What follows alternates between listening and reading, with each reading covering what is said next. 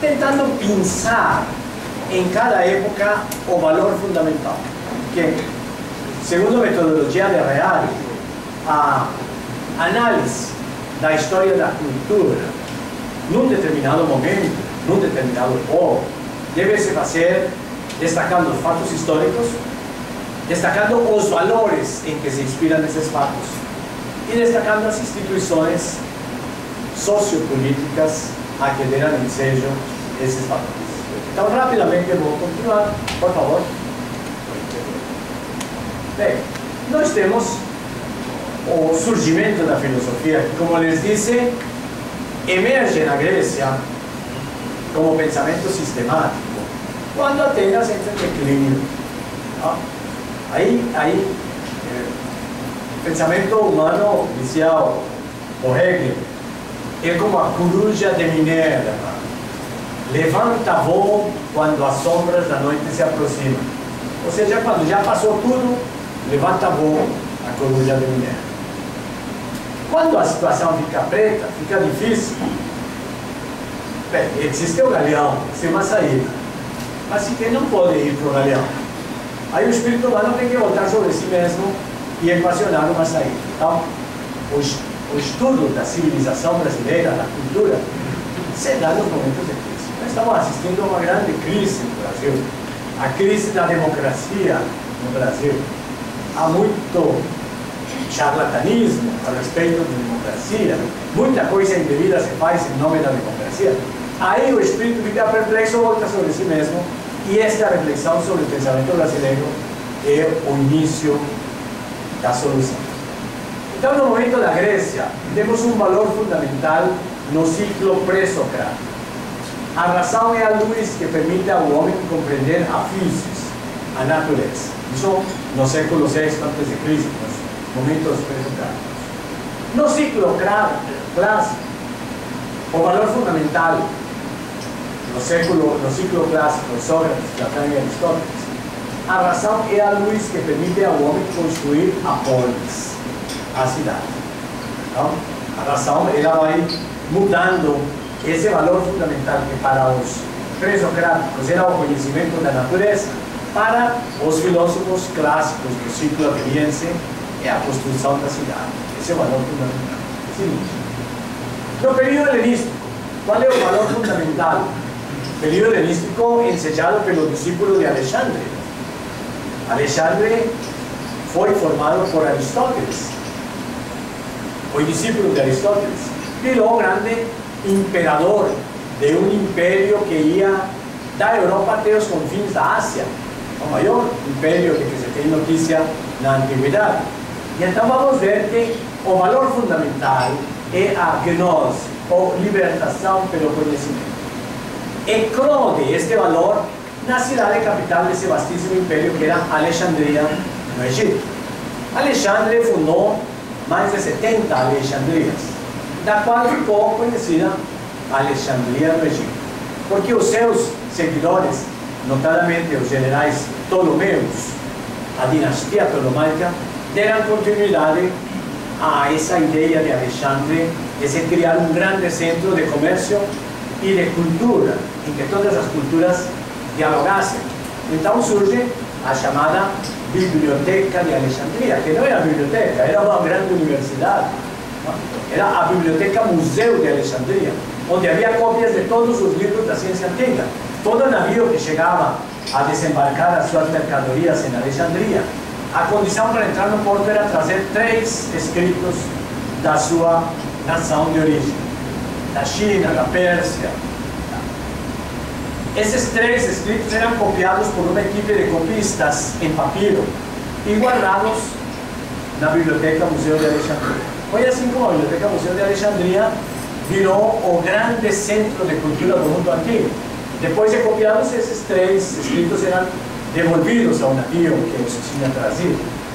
Na época da sua grandeza sob a dinastia ptolomaica, a Biblioteca Museu de Alexandria chegou a ter mais de 1 milhão de papiros. Era a grande biblioteca do Congresso americano na antiguidade.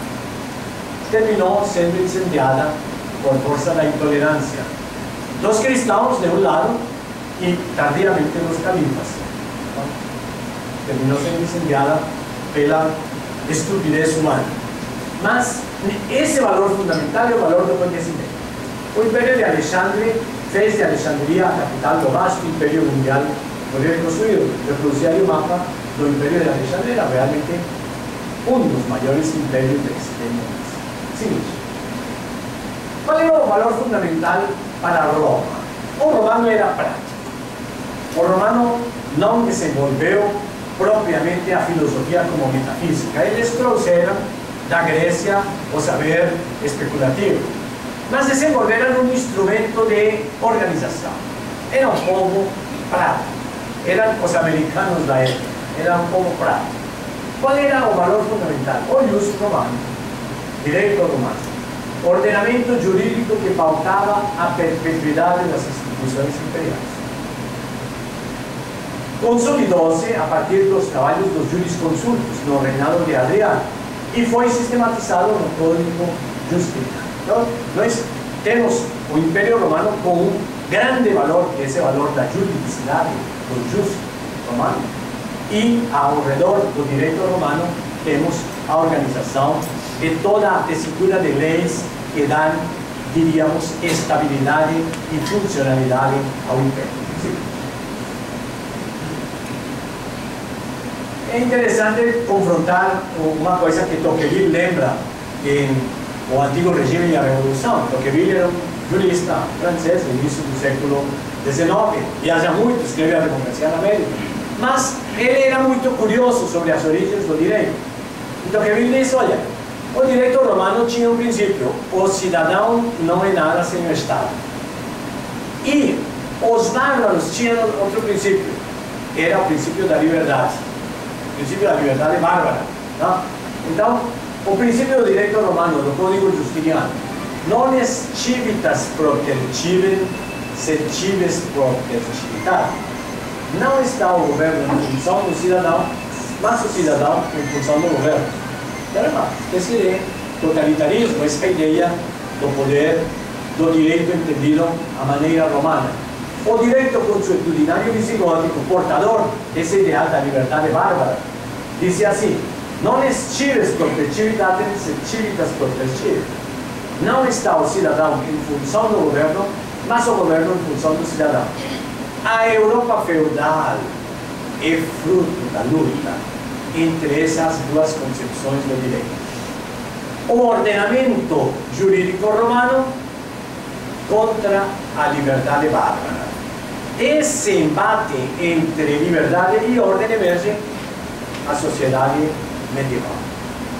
Então, a nossa sociedade medieval ocidental é fruto do entrechoque de dois princípios: o princípio da ordem romana contra o princípio da liberdade bárbara.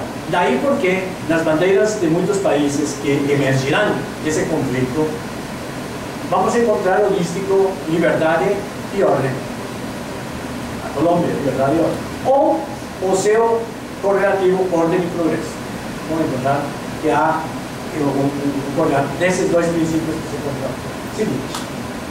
Bem, a religião sobre o Império Romano vira uma espécie de variante que fortalece esse papel do Estado. É a religião do Estado no ciclo imperial. Seguinte.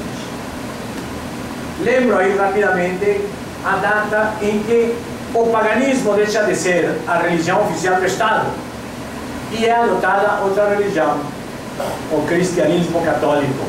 É interessante que em 28 de fevereiro de 380, os imperadores romanos, que era um triunvirato, decidem adotar o cristianismo católico como a religião do Império. Dado o terceiro dia das calendas de março, em Tessalônica, no 5º consulado de Graciano Augusto e 1º de Teodósio Augusto, 28 de fevereiro de 380. Sim. Bem, na Idade Média, nós vamos encontrar o grande papel da Idade Média. Qual é? A evangelização dos bárbaros. Essa liberdade bárbara indômita precisa ser montada pela ordem romana, que decaiu, o Império pipocou, mas o Império deixou um grande legado: os valores que precisam ser transmitidos a esses bárbaros indómitos. Então, ao longo do período medieval, vamos encontrar o papel civilizatório dos bárbaros feito pela Igreja. Valor fundamental na Idade Média: equilíbrio entre a liberdade bárbara e a ordem romana, sob o primado da ideia de pessoa humana no contexto da pregação cristã. Consolidou-se na filosofia de São Tomás de Aquino, que conciliou natureza e graça, razão e fé na Suma Teológica, de 1273, retomando as ideias da iluminação de Santo Agostinho de Hipona expostas nas suas conclusões. Então, a grande síntese da filosofia medieval é feita por Tomás de Aquino, nessa genial obra, A Suma Teológica, em que mostra como a luz da razão iluminada pela fé pode-se, diríamos, civilizar esses bárbaros que vieram atrás do Império. Quer dizer, a descida dos bárbaros sobre Roma não foi à toa. Roma era o shopping center. Os bárbaros queriam isso, queriam progresso, queriam desenvolvimento, mas eram muitos. Aí precisavam ser elucidados. O período medieval é o período de uma grande pedagogia, chamada escolástica. É a prática da escola. Seguinte: herança medieval, ideal de pessoa humana, definida por São Tomás de Aquino como rationalis nature individua substância, substância individual de natureza racional. Essa foi a grande herança do período medieval da filosofia de São Tomás, a noção de pessoa. Sobre esse ideal, Immanuel Kant, no século XVIII, formulou seu imperativo categórico que deve pautar a moral. Age sempre de forma tal que trates a pessoa humana sempre como fim e nunca como meio. Dirá Immanuel Kant, se apropriando e traduzindo no plano racional o ideal da caridade. Seguinte: temos a Renascença, que é a origem da modernidade. A Renascença pode ser entendida como uma grande adolescência da Europa, em que os valores humanos antropocêntricos passam, diríamos, a fervilhar. A Idade Média se caracteriza pela visão teocêntrica. Era Deus simbolizado na Catedral Gótica. A Catedral Gótica você encontra Deus onde? No escuro, na ausência de formas e de luzes. Na Renascença, vamos encontrar Deus, sim, mas Deus feito à imagem e semelhança do homem. Então, todo o período renascentista será um período de um grande antropocentrismo, em que o homem passará a entender Deus à sua imagem e semelhança, e passará a construir o Estado e a sociedade como obra humana. Valor fundamental: a dimensão individual da pessoa como centro da cultura e da sociedade, num contexto antropocêntrico contraposto ao teocentrismo medieval. E temos aí o velo a fresco da Capela Sistina de Michelangelo Buonarroti. O homem imagina Deus à sua imagem. Deus dá vida ao homem, mas quem está criando Deus é o homem, ou desenhou a sua imagem e semelhança. Não que a religião desapareça, não. Mas a religião tem como centro já não o Deus abscônditos, terríficos da Idade Média, mas Deus, figura humana, Cristo. É a imitação de Cristo. Cristo bebia, dormia, comia como todos nós, vamos imitá-lo. Essa é a renascença do ponto de vista religioso. Seguinte. Então, vamos encontrar um surto de antropocentrismo como a ideia da experiência no terreno literário. Dante Alighieri, na Divina Comédia, ele faz uma viagem ao além. Tá? O Dante Alighieri, ele vai mostrar como o central na experiência do absoluto, do além, é a experiência humana, é o homem. Então ele vai percorrer num turismo, diríamos, do além, purgatório, inferno e céu. Faz uma viagem ao além. Mas é a experiência humana que vale. É o antropocentrismo. Dante Alighieri, vamos encontrar o antropocentrismo. E o mais engraçado é que Dante coloca no inferno, lá, pertinho do sétimo círculo do inferno, pertinho do diabo, os inimigos da sua República de Florença. Os cardeais, os papas, aqueles que tinham feito maquinações contra a segurança e a dignidade de Florença eram colocados por Dante lá no inferno. O que simboliza isso? O que vale a experiência humana. É um antropocentrismo com o período renascentista. Essa perspectiva foi desenvolvida no contexto de releitura antropocêntrica das obras da literatura clássica grega e romana. O Renascimento se chama Renascimento, que é uma renascença da cultura antiga, grega e romana, sob um viés diferente. Porque lembrem que o centro da cultura greco-romana eram os deuses. O homem preso à roda cega do destino, vis super jactatus, joguete nas mãos dos deuses. O indivíduo renascentista não é joguete nas mãos dos deuses. Ele é dono do seu nariz, constrói o Estado. É Maquiavel que diz como se constrói o Estado. Tá? E o Estado é construído como obra de arte. E o príncipe utiliza as armas, as letras e os conhecimentos matemáticos para organizar a cidade e cobrar os impostos. É a primeira vez que começa a se utilizar a estatística para saber quanto que as pessoas têm para pagar impostos. Tá? Então, nós vamos encontrar que a Renascença será um momento de grande antropocentrismo e de um antropocentrismo que deriva para uma prática da administração pública racional. Sim. Bem, temos aí a grande eclosão das artes plásticas na Renascença. Só queria destacar um aspecto. Prevalece de novo a dimensão antropocêntrica. Em Giotto de Bordone, elo de ligação entre a pintura renascentista, a medieval e a bizantina. Em Giotto, vamos encontrar que já não é o Cristo pantocrator enorme, que deixa o indivíduo pequenininho. Cristo assume figura humana e perspectiva humana. Tá? Em Fra Angelico, vamos encontrar um elo de ligação entre o estilo gótico tardio e a pintura renascentista. O homem em oração liga-se aos santos, destacando-se as paisagens e as tensões humanas daqueles. Mesmo em oração, o homem entra em contato com seres semelhantes, são os santinhos da sua devoção. E a nossa espiritualidade do povinho brasileiro. Esse povinho acredita mais no Pai Cícero do que no Vaticano, certamente. Porque ele tem os santos da sua devoção e conversa com eles. É essa a devoção renascentista. Seguinte. Segundo momento do Renascimento nas letras, vamos encontrar essa ideia de experiência exaltada nos grandes escritores. Rabelais, Gargantua e Pantagruel, Montaigne, ensaios, O Príncipe e Elogio da Loucura de Erasmo de Rotterdam, O Príncipe de Maquiavel, Luís de Camões, Os Lusíadas, William Shakespeare, as suas obras de dramaturgia. Em tudo isso, o que prevalece é a perspectiva humana. Não é uma literatura do além. Mesmo nos momentos mágicos, quando as naus portuguesas percorrem lugares ignotos, é a experiência humana, é a perspectiva humana que prevalece. Sim. Bem, e vamos encontrar a arquitetura e as artes plásticas também. Em Leonardo, vamos encontrar o Tratado da Pintura de Leonardo, vai mostrar que o que vale é a experiência, a perspectiva humana.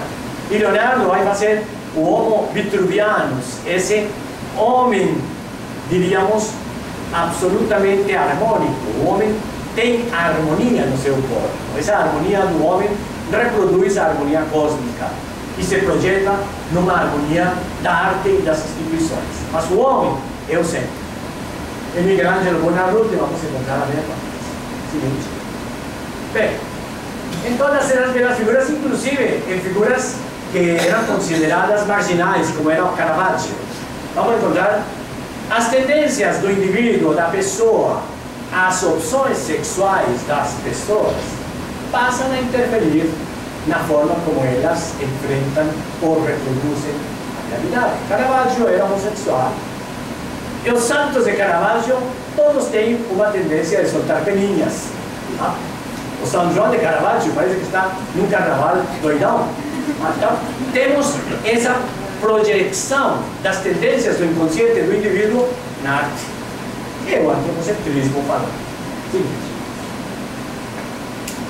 Na filosofia e na ciência nem falar. Nós temos Nicolau de Cusa com a sua Doctrinância, Leonardo da Vinci com o Tratado da Pintura, Leão Hebreu, a belíssima obra Diálogos de Amor, Giordano Bruno, O Infinito, O Universo e os Mundos, é uma obra genial de teoria do conhecimento, filosofia das ciências e cosmologia. Ele antecipa a ideia einsteiniana de que o universo é infinito. É infinito.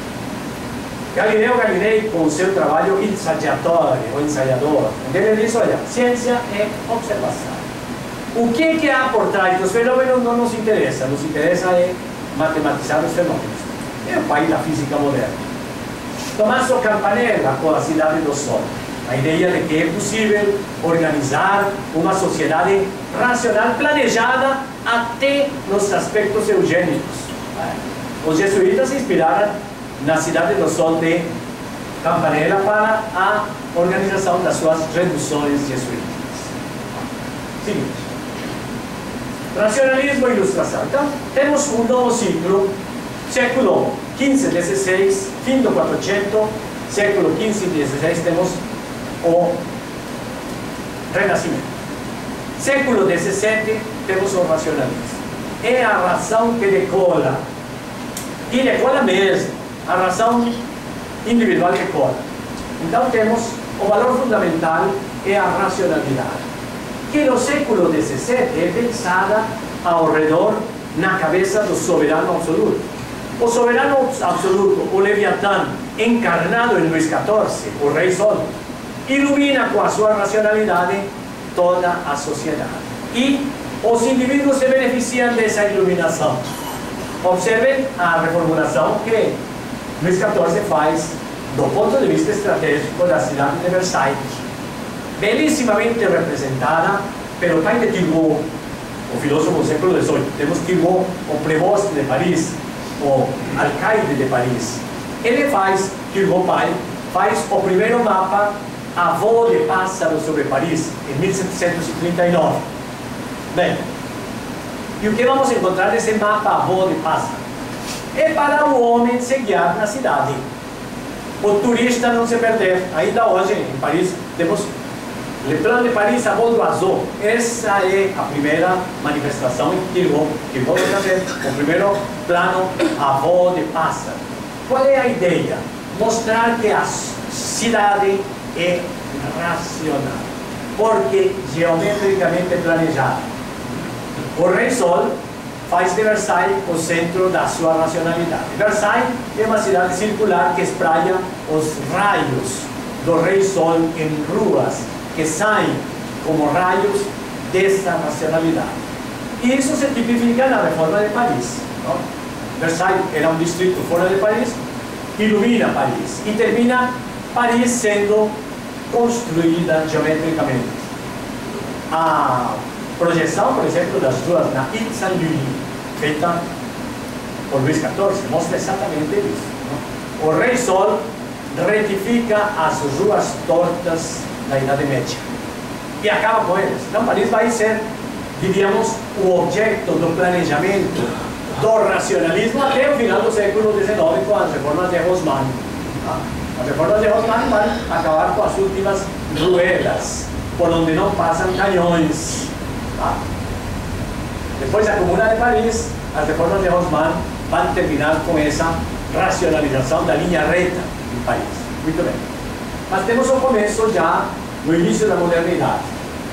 Em Descartes vamos encontrar essa razão que pensa no indivíduo, mas que se encarnará no soberano absoluto. Manifestação dessa tendência notadamente nas obras filosóficas e na tentativa de racionalizar o Estado e o espaço urbano. Nós vamos ter um soberano absoluto na França, um soberano absoluto na Inglaterra, Oliver Cromwell, que escreve a primeira Constituição, 1653. O instrumento de governança de Cromwell é a primeira Constituição. Com que finalidade? Permitir a cabeça que pensa essa sociedade organizar racionalmente essa sociedade. Está vendo? O iluminismo mesmo, tentando organizar o espaço urbano, o espaço público, como projeção da razão do soberano. É o leviatanismo ilustrado, o despotismo iluminista. Seguinte. Bem, eu citei aí um pouco a obra de Paul Sartre, eu não vou ler tudo isso, mas les chamo a atenção para que deem uma lida. Alguém me perguntava se havia bibliografia. Estou citando livros aí. Por azar. Sintetiza muito bem o que é o momento do iluminismo. Esse é racionalismo. O soberano que organiza o espaço urbano racionalmente.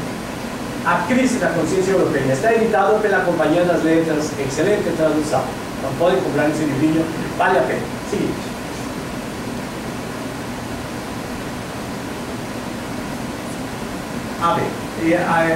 A ilustração, Immanuel Kant, que vai sistematizar a ideia da ilustração no seu segundo momento. Então, no primeiro momento, século XVII, a ilustração é o grande valor. É a racionalidade encarnada no soberano que pensa a polis, a cidade, que pensa o país. Luís XIV, para mostrar que ele organizou racionalmente o Estado, e a cidade manda destruir as muralhas de Paris. E as transforma em boulevards, ou seja, em avenidas de árvores. Boulevard, em termo holandês, que significa avenida de árvores. Então, ele mostra que o soberano, e como o soberano defende a polis e o Estado, através da grande armée, o grande exército do rei, que incorporou as técnicas modernas, sobretudo a artilharia. Não será Napoleão o primeiro grande artilheiro, já os generais de Luís XIV eram grandes artilheiros. Então, vamos encontrar que esse exército, a grande armée, com a sua artilharia, defende os interesses da polis, da cidade, do Estado. No século XVIII, vamos encontrar um fenômeno interessante. Essa razão que estava sediada no rei, passa para o povo. O povo, a sociedade, a burguesia se apropriam dessa razão. É um momento do século XVIII muito bem explicitado por Immanuel Kant na sua obrinha O que é Ilustração? Fascista, claro. Obrinha de 1783. Vou ler o trecho porque é muito significativo. Pergunta Kant: o que é ilustração? E responde: é a saída do homem da sua minoridade, da qual ele mesmo é responsável. Minoridade, ou seja, incapacidade de se servir do seu entendimento sem a orientação de outrem. Minoridade, da qual ele mesmo é o responsável, pois a causa reside não na falta de entendimento, mas na falta de decisão e de coragem para se servir dele sem a tutela de outrem. Sabe hoje, tem coragem para te servir do teu próprio entendimento. Essa é a divisa das luzes. Observem vocês como aqui muda a perspectiva. Já não é a razão do soberano, é a razão do homem comum, do cidadão. Esse será o segundo momento da ilustração, que se identifica com o século XVIII. Luís XIV, em 1680, fica gaga e vai decaindo até morrer em 1715. É o momento da crise da consciência europeia, que fala Olazar. E esse momento de crise dá ensejo a uma apropriação pela sociedade das luzes. Luís XIV centralizou toda a sua reforma de Paris ao redor de duas grandes instituições: os boulevards e as praças reais, de Place Royale. Século XVIII não há mais Place Royale, é a Praça do Povo ou da Nação.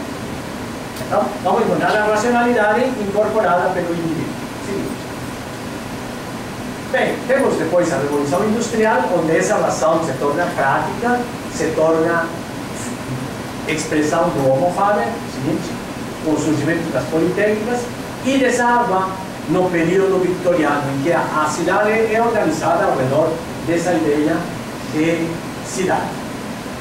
Era victoriana, corresponde ao longo reinado da Rainha Vitória, entre 1837 e 1901, fruto do industrialismo. Valor fundamental desse período: urbanidade, conjunto de valores que tornam possível a vida de uma extensa classe média nas cidades. Vamos encontrar isso expresso, sobretudo na literatura. Essa grande classe média afluente, Alexis de Tocqueville analisa. Ele diz a maior classe média que já conhecia. Ele analisa a Inglaterra na primeira metade do século XIX, mas na segunda metade do século XIX vai se tornar uma sociedade muito afluente, em que esse valor da urbanidade será o valor comum. Sim. Bem, e no curto século XX, Qual é o valor fundamental? É bom fazer alusão aqui a Peter Drucker. Valor fundamental, the educated person, a pessoa educada. Aquele que, sendo fiel ao seu país, sabe compreender a dimensão universal da circunstância humana e dá ensejo à sociedade do conhecimento. Hoje, de novo, voltamos a valorizar muito o indivíduo que se abre às luzes, que se abre à cultura e que tem uma visão clara. Bem, vou falar mais 10 minutos e depois pararei para que me façam perguntas. Seguinte.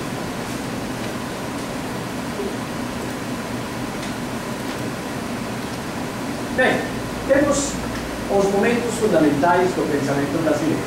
O nosso pensamento brasileiro, assim como a filosofia na cultura universal vai acompanhando os momentos, no pensamento brasileiro vamos encontrar isso.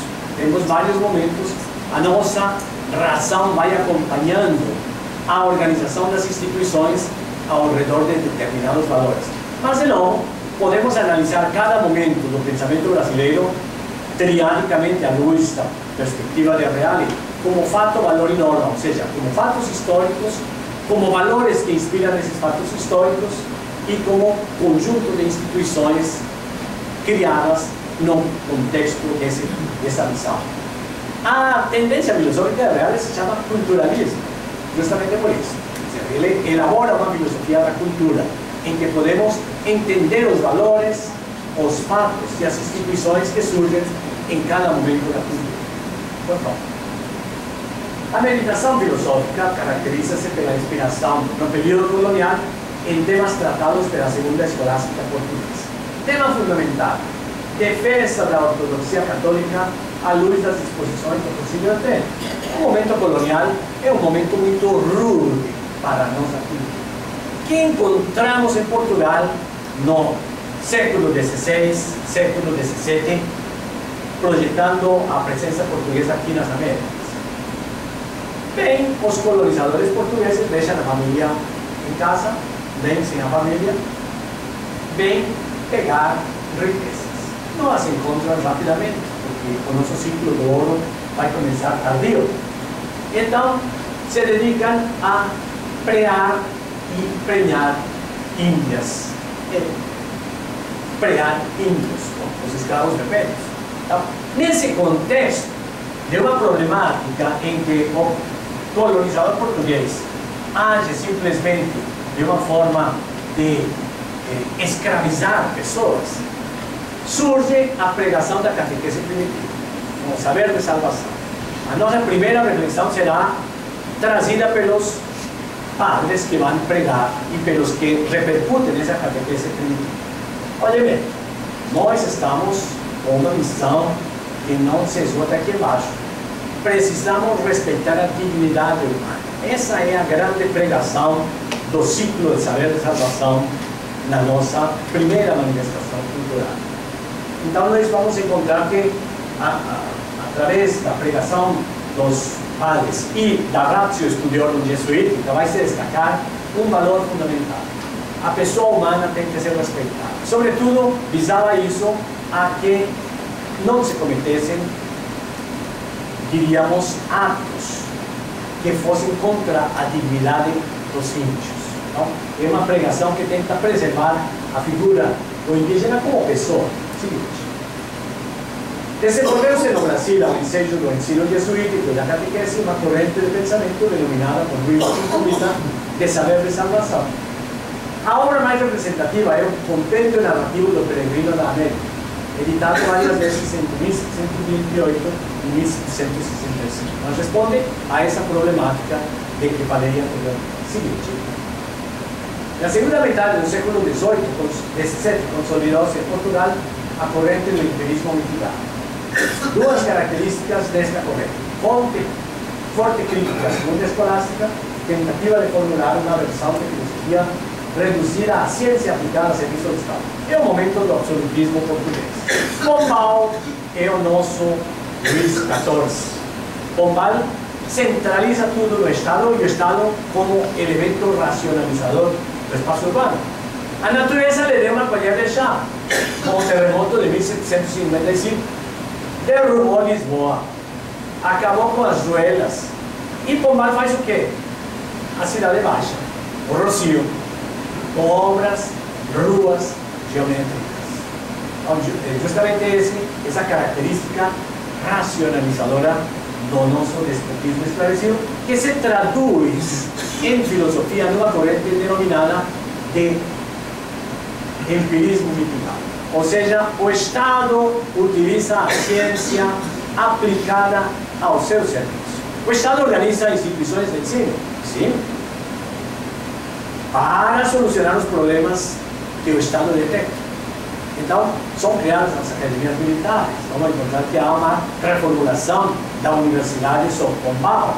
Vai se dar muita importância às engenharias, vai se dar muita importância à medicina, vai se dar muita importância ao direito prático, mas, fundamentalmente, tudo em função de uma visão de cultura a serviço do Estado. Sim. Já no século XIX, com Dom João VI, com a vida da corte, encontramos um grande pensador, Silvestre Pinheiro Ferreira, que foi ministro de Dom João VI, e que deixa uma obra magnífica. Formula a superação do empirismo mitigado mediante a formulação de uma filosofia sistemática, inspirada em Leibniz e na Aristóteles e publica em 1808 essa obra, Preleções Filosóficas, na imprensa régia aqui no Rio de Janeiro. É a primeira obra publicada pela imprensa régia. Então, as Preleções Filosóficas de Silvestre Pinheiro. Duas obras fundamentais: Preleções Filosóficas e Manual do Cidadão no Governo Representativo. Observem uma coisa genial de Silvestre Pinheiro Ferreira. A filosofia tratava de pensar o grande problema do momento. Qual era o problema do momento no início do século XIX? Como fazer deste imenso continente de índios e de portugueses ávidos de riqueza, como fazer disso uma nação? Como construir um país? E Silvestre tem a coragem de dizer ao Dom Joãozinho: olha, majestade, o senhor quer fazer deste continente um país? Crie primeiro as instituições do governo representativo. Dê representação à sociedade, sem perder o controle sobre essa representação. Então, o senhor representa os interesses permanentes da nação mediante o poder neutro, poder moderador. E o parlamento representa os interesses mutantes da nação. São 5 ordens de interesses. Se o senhor não fizer isso, vai ter o que a América Espanhola teve em abundância: guerras civis. Se o senhor quer conjurar as guerras civis, faça as instituições do governo representativo, mas não um parlamentarismo à inglesa, não. Um parlamentarismo à brasileira, com poder moderador que controla o jogo político. E se estabelece aquele belíssimo sistema que deu ensejo ao nosso período de maior estabilidade política. Entre 1841, data do ato adicional, e 1889, entra gabinete, sai gabinete. Se tivéssemos um sistema semelhante agora, não teríamos essa dança louca dos ministros saindo e entrando. Porque esse presidencialismo de coalizão hoje traz mais desestabilidade do que estabilidade. Então, certamente, se elaborou um modelito que deu certo só os conselhos desse grande filósofo, esse grande pensador, Silvestre Pinheiro Ferreira. É o nosso grande, diríamos, iluminador da razão projetada sobre as nossas instituições. Sim. Bem, e no segundo reinado vamos encontrar uma filosofia que será formulada, será o ecletismo espiritualista formulado pelo Visconde de Araguaia, Domingos Gonçalves de Magalhães. Interessante a dinâmica do Império. O imperador ganhava todas as eleições, ganhava o pleito que quisesse, porque tinha a Guarda Nacional a seu serviço. Oliveira Viana chega ao extremo de dizer: as eleições do Império eram uma fraude tutelada pela Guarda Nacional. Não era bem isso. Havia eleições, mas quando a coisa ficava muito instável, a Guarda Nacional entrava e fazia o dever de casa.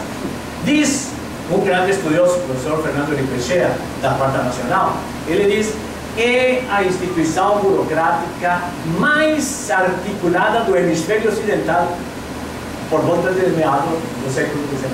Observe que, em 1850, enquanto o exército brasileiro mal chegava a 13.000 homens, a Guarda Nacional arregimenta 250.000 homens livres que agem como uma mão do imperador para o que ele precisava.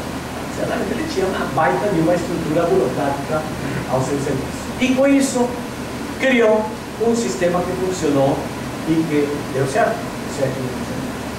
E formulou uma filosofia. A filosofia foi formulada pelo grande pensador Domingos Gonçalves de Magalhães. Uma coisa interessante, observem vocês que na primeira parte do século XIX havia muitas tentativas secessionistas de guerra civil. Temos todas as tentativas secessionistas do norte, a Baraiada, a Sabinada, a Confederação do Equador, e temos a República de Piratini. Muito bem. O que faz o Império? É implacável.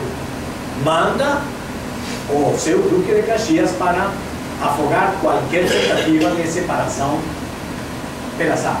Mas, junto com o Duque, e esta é a parte que não se conhece na história, vai o Visconde de Araguaia com o teatro popular, tentando mostrar às comunidades que, mal como o Estado pior semelha, é melhor o imperador do que os capangas de momento. Então, esta obra educativa do Visconde de Araguaia com o teatro popular é muito importante no processo de unificação e de pacificação. Caxias é a grande espada e o Visconde de Araguaia a grande capa. Se juntam essas duas num empreendimento culturológico que visa a construção da unidade nacional. Seguinte. Bem, temos aí as teses de Gonçalves de Magalhães, não vou me deter nisso, seguinte, por favor. No final do segundo reinado, evidentemente que todas as instituições se envelhecem, a monarquia envelhece. A monarquia não equacionou certas coisas, ou, digamos, o talão de Aquiles da monarquia era a escravatura. O modo de produção ligado à escravatura. Teria sido necessário que se acelerasse a vinda de colonizadores, de imigrantes europeus, para que se desenvolvesse uma economia que vai se desenvolver no sul, mas que foi tardia a vinda desses elementos. Então, temos que a República entra. A República entra alicerçada no discurso positivista. Então, nós vamos encontrar montes de correntes no final do século XIX que serão identificadas por Silvio Romero como um bando de ideias novas desabou sobre nós dos quatro cantos do horizonte, algo semelhante ao que ocorre hoje. Tá? Hoje, pela internet, tem um bando de ideias novas que desabou sobre os nossos adolescentes dos quatro cantos do horizonte. Tá? Estão os adolescentes perdidaços. A internet serve para quê? Fazer a raça programada ciberneticamente. Então, 20.000 jovens marcam encontro em Belo Horizonte para infernizar a vida.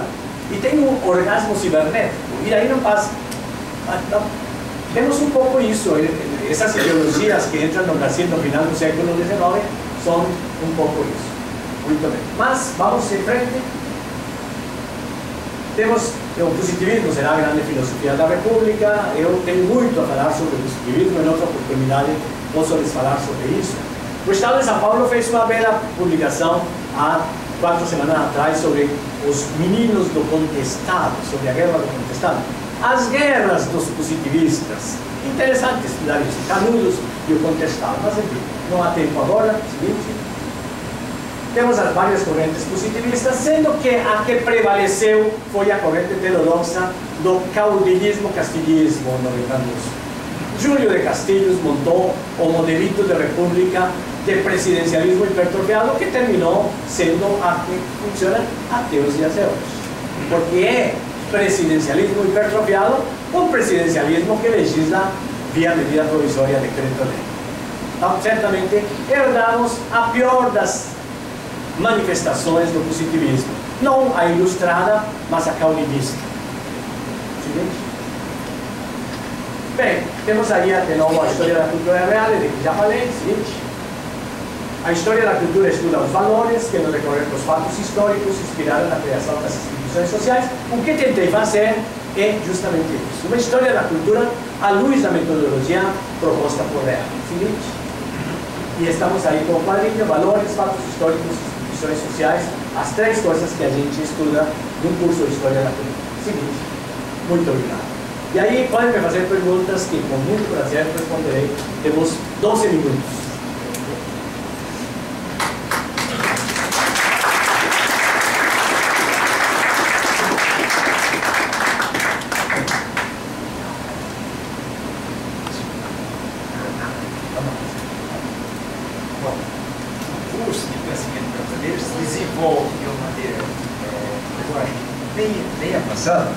Com essa explicação geral, muito ampla, que o professor Ricardo Vélez nos apresenta, e vamos continuar naturalmente apresentando mais algumas partes em todo o componente da cultura nacional, da cultura ocidental, da civilização ocidental, da civilização brasileira.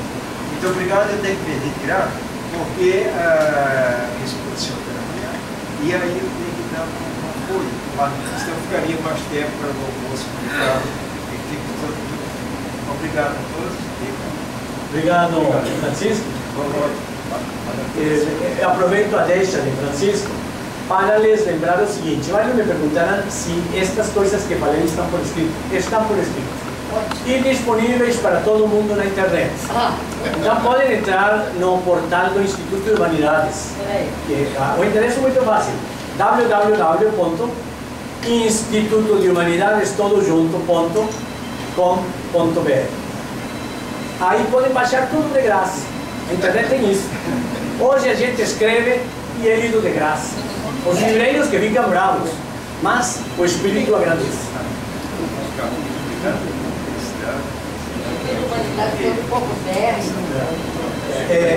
www.institutodehumanidades.com.br. Tudo. Está tudo. Esse Instituto de Humanidades foi criado em 86 por 3 professores chamados os 3 mosqueteiros. O professor Antônio Paim, o mestre, o professor Leonardo Prota, da Universidade Estadual de Londrina, e eu. Escrevemos um curso de humanidades. Está tudo aí. Tem introdução à cultura ocidental, política, moral, filosofia, religião, tudo aí. Está tudo no internet. Eu queria agradecer, foi muito interessante a palestra, mas eu queria te fazer uma pergunta para o futuro. Os BRICS, incluindo Rússia, China e África do Sul, o Brasil aparentemente é o único que tem cultura ocidental. E com isso teriam benefícios, já que outras comparações seriam piores. Eu queria que você falasse um pouquinho sobre isso. Boa pergunta. Os BRICS é um tema que me chama muito a atenção. Embora é um conceito proveniente dos analistas financeiros, no entanto, exprime um pouco a tendência desses países que estão tentando ocupar um espaço no contexto mundial.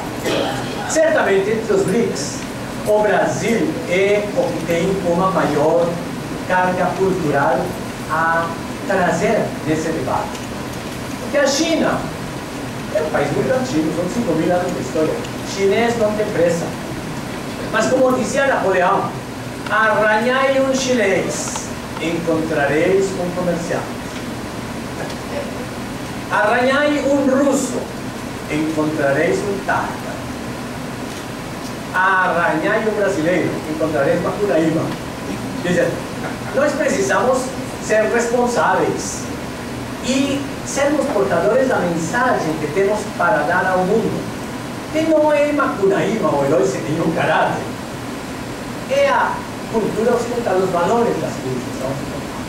Estes valores magnânimos, nós podemos ocupar um lugar na plateia mundial, sendo portadores de uma mensagem humanista.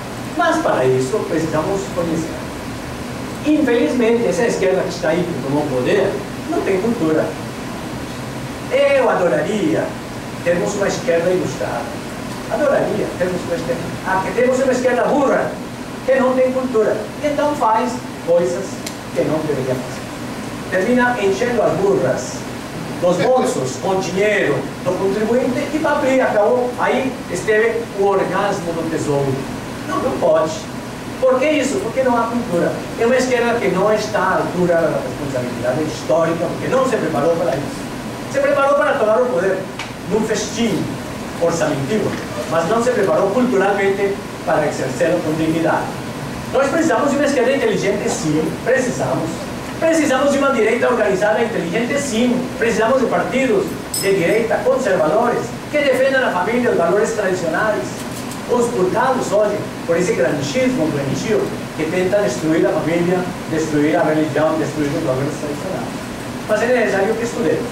Que falta ao brasileiro é cultura, conhecimento das suas raízes, estudo da inteligência, o que levou outros países a fazerem grandes sínteses. Está passando o filme de Margaret Thatcher, belíssimo filme. A esquerda inglesa é uma esquerda inteligente, tem grandes pensadores. O que fizeram os ingleses após o ciclo da Thatcher? Se atualizaram, estudaram.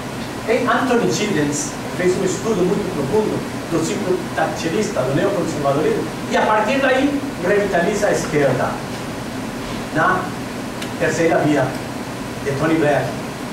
Nós no Brasil não temos isso, infelizmente.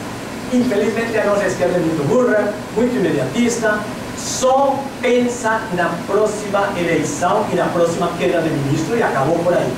Então, certamente nesse contexto de imediatismo e de falta de cultura e de falta de responsabilidade, não teremos a voz que deveríamos ter no mundo de hoje.